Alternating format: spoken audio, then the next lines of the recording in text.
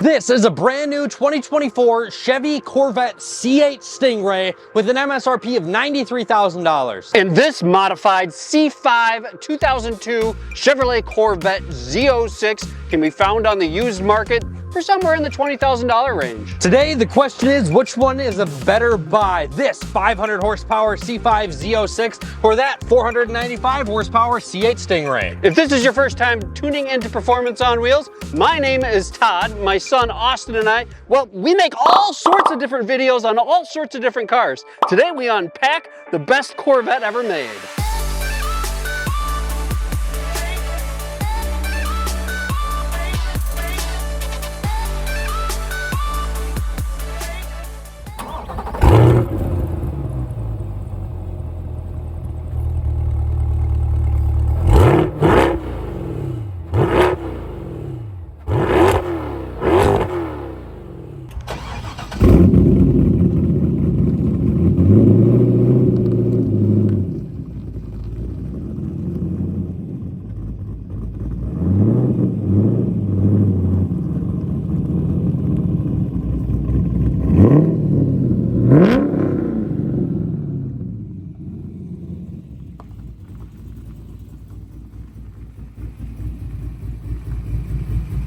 Who the heck are these cuckoo birds? Why are you even thinking about comparing the legendary first ever V8 in the back, engine in the rear Corvette to the old dying 20-plus-year-old Corvette, right? Why? How is this even possible? You guys have lost your mind. Why are you making this video?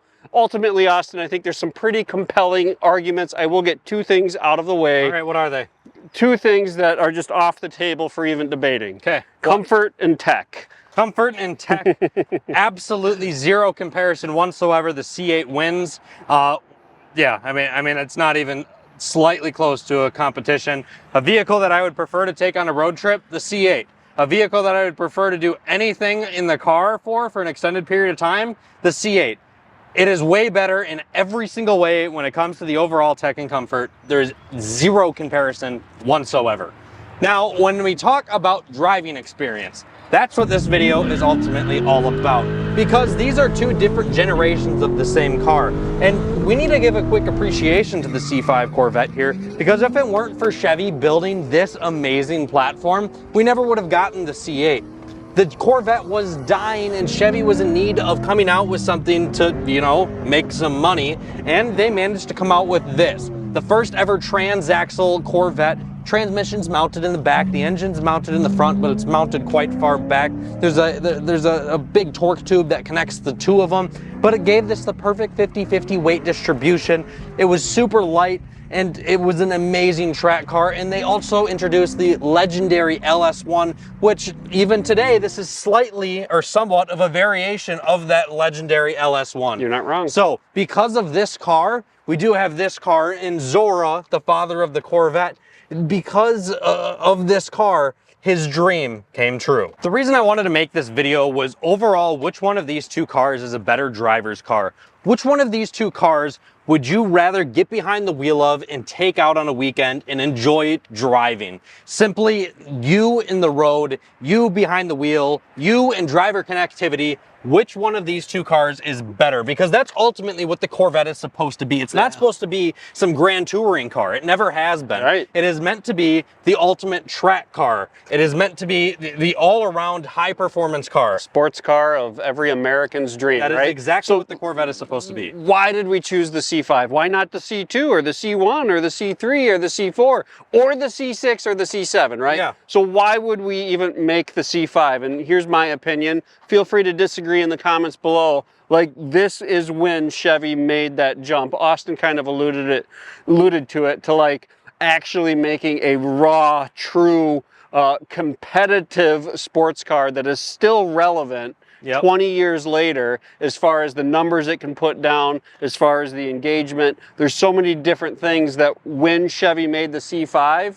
like it's kind of now a timeless car. It is. Where you can say that, yeah, sure, the C6 and the C7 are cool, but but this is where it began. This is like the rawest of the raw when it comes to being a true sports car. Before we start talking about the driving dynamics and some of the differences between these two cars, can we just take a minute to appreciate how unbelievably good these two cars look at this angle? The body lines of the C5 with those sleepy eye headlights and the wide body on the back, such a good looking car. In the C8, I mean, this is supercar level territory of design. Such a good looking car, but it's also interesting looking at them at this angle here, especially behind the wheels, because the C8's gained some weight. You sit behind the wheel of the C5 here, you can see everything above the grille of the C8 because this car's so much higher than the C5 is. It's just interesting how much bigger this car is in pretty much every dynamic. It looks taller, it looks longer. I mean, everything about it just looks bigger. It looks wider. And that's also because it weighs quite a bit more. Around 3,650 to 3,900, depending if you get the coupe or the convertible. For sure. Versus around 3,100 pounds here on the C5 Z06. Yeah, and I think if you had the base, there's a couple hundred pounds there. So regardless of how you get a C5, it's still lighter than any configuration of a C8. Yes. So that's kind of interesting. But at the same time, you know, more weight usually equals less speed, but that's not true with all the advancements in tech of putting the engine in the back and the traction and the 50-50 weight distribution. And the biggest part of all of that speed probably comes down to the dual clutch transmission that the C8 has versus 100%. the old 6-speed manual that we have in the C06. This all goes back to the original comment. Like you can't deny the tech. The 20 plus years of engineering, both on the performance and on the tech side, better car in all regards. But every single regard. It's faster, it's better on a track, it's better on the inside. But what's scary about all of this is the years of advancement between these two cars, right? And the little amount of money you need to put into this one to make it better than this one in every single way. From a performance standpoint, right? So this car has heads and cam done to it, correct? Which gives it around 500 horsepower. So it puts about 440, 450 at the wheels, which is also very similar to what the C8 does, right? However, the C8 has that mid-engine layout, so it can put the power down a lot better, doing about a 2.9 0 to 60 and 11.2 quarter, about 125 miles an hour.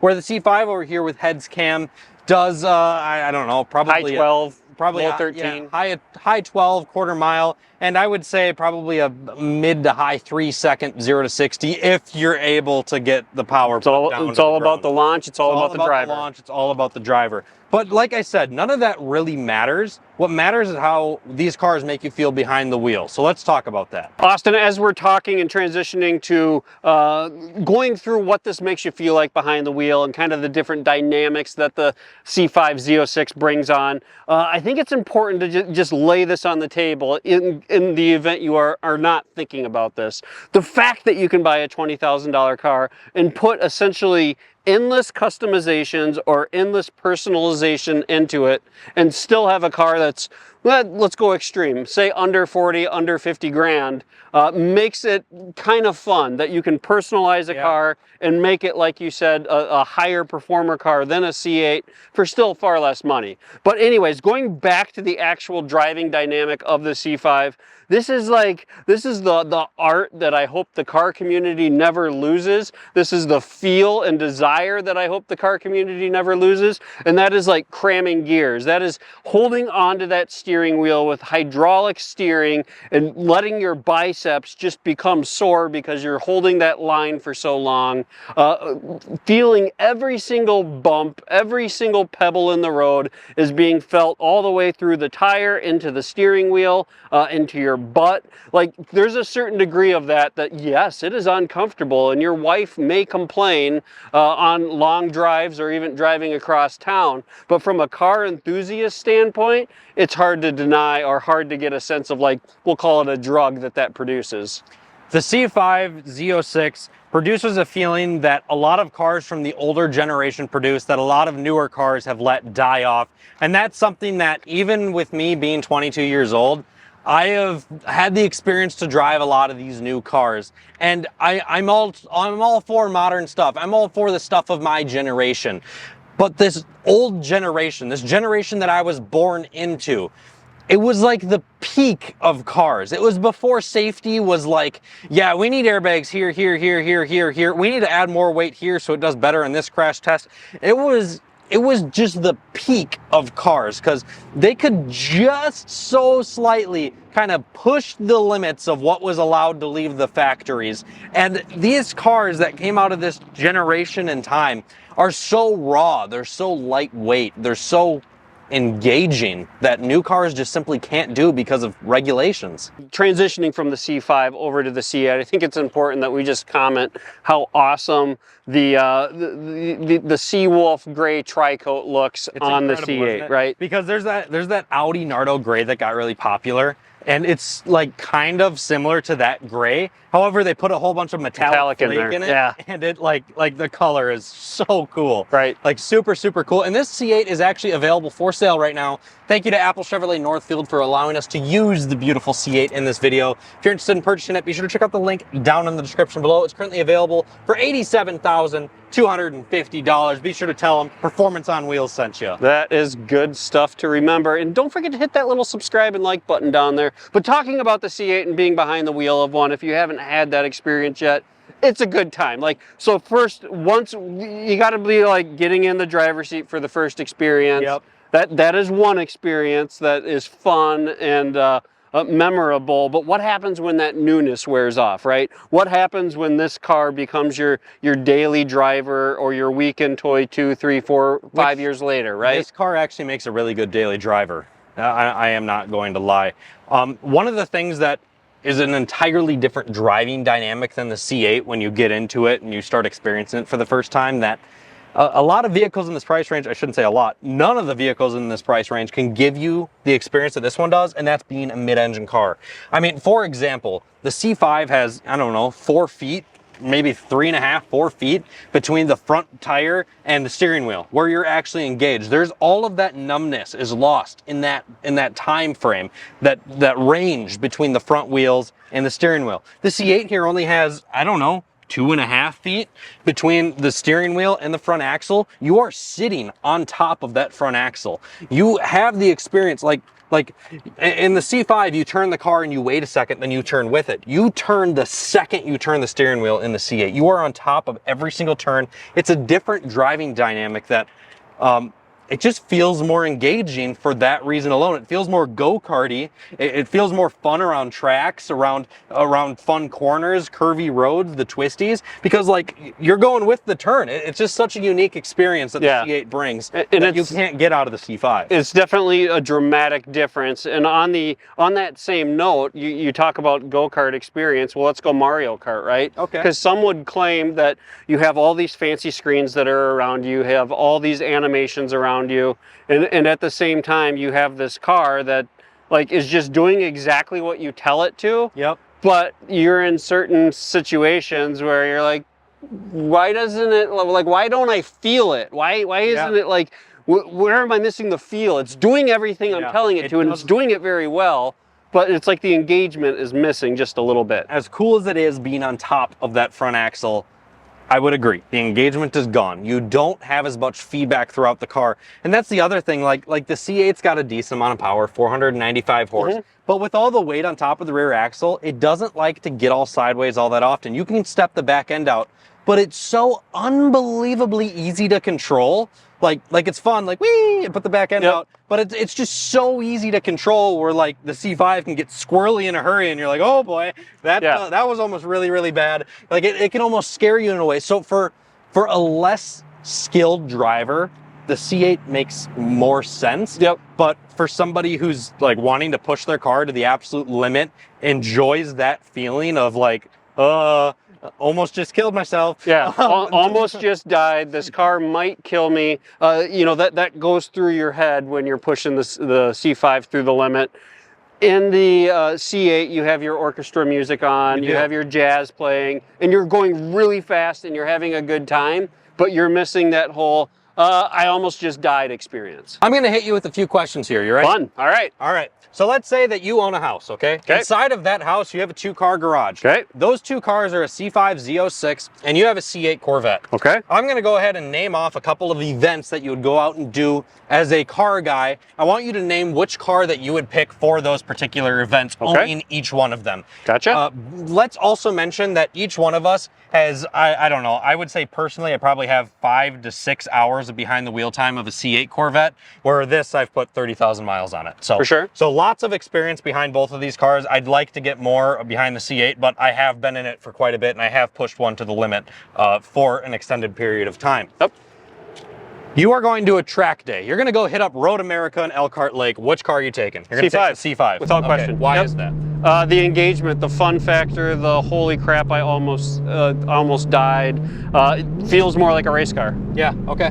And let's say you're gonna go on a road trip. We're going on the Hot Rod Power Tour. There's 7,000 different cars. It's a different racetrack every single day, but the drives to each event are 2-lane back roads, they're traffic filled. They can be kind of frustrating sometimes. I'm going 2 ways. I want to take this on the way to that, but once I get there, I want to drive that around. Okay, for sure. Okay, let's say you're gonna go out with some friends to a car show on a weekend. You're gonna go to Cars and Coffee, you're gonna get up nice and early, you're gonna go enjoy a nice breakfast, and then you're gonna go hit up the car show, man, maybe go out to lunch, and you're gonna head home for the day. I don't want to keep pointing over here, but like, this is my smile maker. Yep. This is the daily in my head. Is it almost challenging to say that after being behind the wheel of C8s and C5s, I know my C5 is a little bit done up here, but the C5 turns more heads than the supercar looking like C8, which is kind of interesting to me. It is interesting. As time has continued to go by in the entire world, in the car market, and when it comes to tech and everything, over the years, things have simply gotten better, and there's no doubt about it. Yeah. But there's some of those things that, even when they improve, you sometimes want to go back to the good old days. I'm sick of sitting on my phone when I get home. I'm stuck on these social media apps because that's how I communicate with friends now, because that's all they do to communicate. I wish I could go back to your generation. You picked up a phone, you called somebody, you go hang out. And that's kind of, in a way, what it's like with the C5 and the C8. It is really, really nice having all of this tech. Oh yeah, it's super helpful. It's a great time. It really is. And it's very impressive, everything that it can do. But there's sometimes I just want to be a little bit more connected, that I'm okay being a little bit more miserable. I'm okay walking across the street to my friend's house instead of texting him. You could almost say there's times you want to be a little more disconnected as well, right? Exactly. And the C5 gives me that disconnected feeling from the world that the C8 simply lacks. Yeah, I would daily drive this. I would even, get an E-Ray or get a winter set of tires and daily it all year round. It is a fantastic car. It's amazing. Don't take anything we are saying here as a negative commentary on the C8. It's strictly like what puts a smile on your face more. What would you go to if you only drove it on a Saturday? What would you go to if you wanted to personalize it and make it your own? And I think we both agree that, as silly as it is, the 20-year-old car that's, $60,000, $70,000, $80,000 less is more appealing in a lot of regards. It's kind of wild. Yeah, but I will admit, when it comes to a daily driver perspective, when it comes to a car that I want to drive every day, I think out of every single vehicle that's probably on the car market right now as a brand new vehicle, this is probably my daily driver of choice. Like, it gets pretty solid gas mileage. It's still reliable out of warranty. Good storage. It has great storage in the front and back. It's extremely comfortable and has all the modern tech and a great sound system. And it's so fun to drive, and it's so engaging when you want it to be. I think the C8 makes the ultimate daily driver. I think it makes the ultimate car for maybe somebody that's looking for, I can assure you that there's some wives out there that will not allow this. But this car, it just kind of appeals to everybody. It does. Which makes it fantastic. But for that string of enthusiasts out there, for those people that want the disconnect from the world, for those people that want to feel like they might die here and there, I think the C5 Z06 with some heads, with a cam, with maybe a Pro Charger down the road, is the ultimate vehicle that you can buy for under $30,000. And that, ladies and gentlemen, sums up today's video on Performance on Wheels. We appreciate you taking the time to join us as we talk through the best sports car America has ever produced. We'll see you next time.